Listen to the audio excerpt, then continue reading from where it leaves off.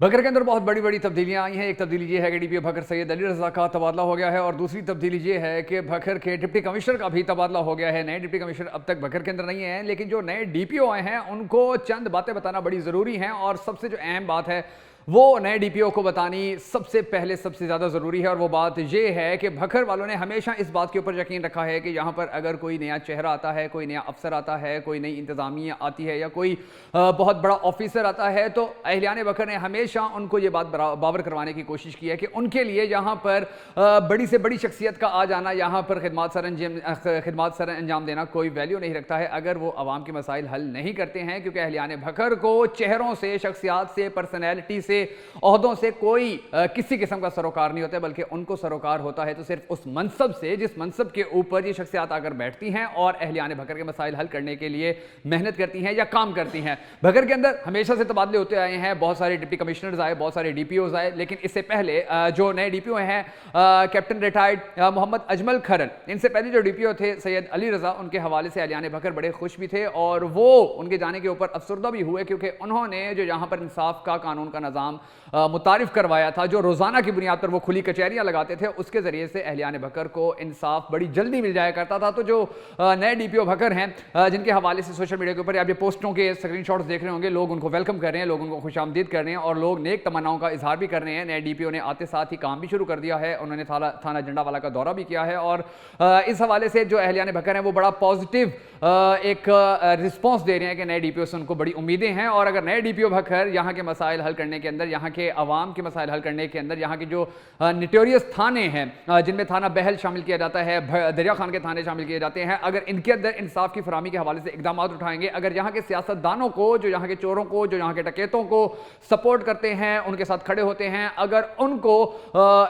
इस हवाले से रोकने में कामयाब हो जाएंगे, अगर यहाँ के सियासतदानों को सिर्फ सियासत तक महदूद करने में कामयाब हो जाएंगे, यहाँ के अवाम को इंसाफ फराहम करने के हवाले से सियासतदानों की जो इन्वॉल्वमेंट होती है उस इन्वॉल्वमेंट को ख़त्म करने में अगर कामयाब हो जाएंगे, तो फिर अहलियान बकर आपकी इज्जत भी करेंगे, आपकी रिस्पेक्ट भी करेंगे, आपसे प्यार भी करेंगे, आपके यहाँ पर तैनात लंबे अरसे तक तैनात रहने के लिए दुआएं भी करेंगे। वरना वही हशर होगा जो पहले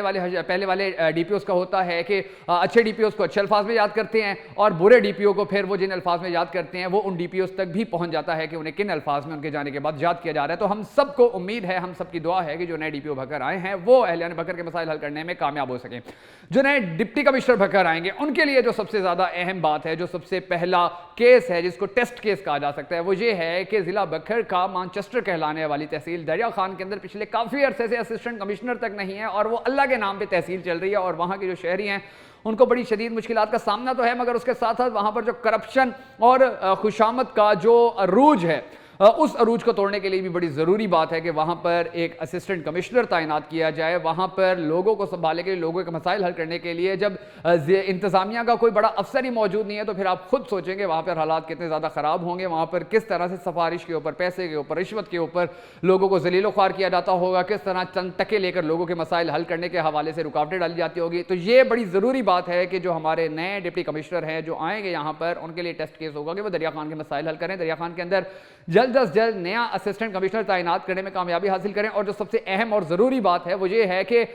जो पहले डिप्टी कमिश्नर थे खुर्रम शहजाद, उन्होंने तकरीबन 10 डिप्टी कमिश्नर बकर के तैनात होने के बाद वो 11वें डिप्टी कमिश्नर थे कि जिन्होंने खुली कचहरी का ऐलान कर रखा था। उनके दरवाजे 24 घंटे खुले रहते थे, उनके दफ्तर के दरवाजे खुले रहते थे और इनसे पहले जो 10 डिप्टी कमिश्नर थे वो ये अखलाकी जुर्रत नहीं कर सके थे। उनसे पहले ज़मान वट्टू थे, उन्होंने यह अखलाकी जुर्रत की थी और उन्होंने दरवाजे खुले रखे थे आवाम के लिए और आवाम उनको बड़ी दुआएं देती थी। आज तक भी अहलियान बकर ज़मान वट्टू साहब की बड़ी इज्जत करते हैं, बड़ी तारीफ करते हैं और इसी तरह जो खुर्रम शहजाद जो यहाँ से जा रहे हैं उनकी भी बड़ी इज्जत और बड़ा एहतराम करते हैं। तो जो नए डिप्टी कमिश्नर है उनके लिए टेस्ट केस ये है कि वो अपने दरवाजे गरीब आवाम के लिए खुले रखें, वो ओपन डोर पॉलिसी के ऊपर चलें, तो ही अहलियान बकर के दिलों में अपनी इज्जत बना सकेंगे। वरना वही हशर जो पहले वाले डिप्टी कमिश्नर्स का होता है, जो आवाम को सहूलियात नहीं दे सकते हैं, आवाम उन्हें किन अल्फाज में याद रखती है, ये भी सब डिप्टी कमिश्नर्स को पता चलता ही होता है। तो अब देखना ये है कि ये दो नए अफसरान अहलियान बकर के मसाइल हल करने में अपना किरदार अदा करते हैं या उनके मसाइल बढ़ाने में अपना किरदार अदा करते हैं। आपको इस हवाले से क्या उम्मीद है, कमेंट बॉक्स में ज़रूर बताइएगा।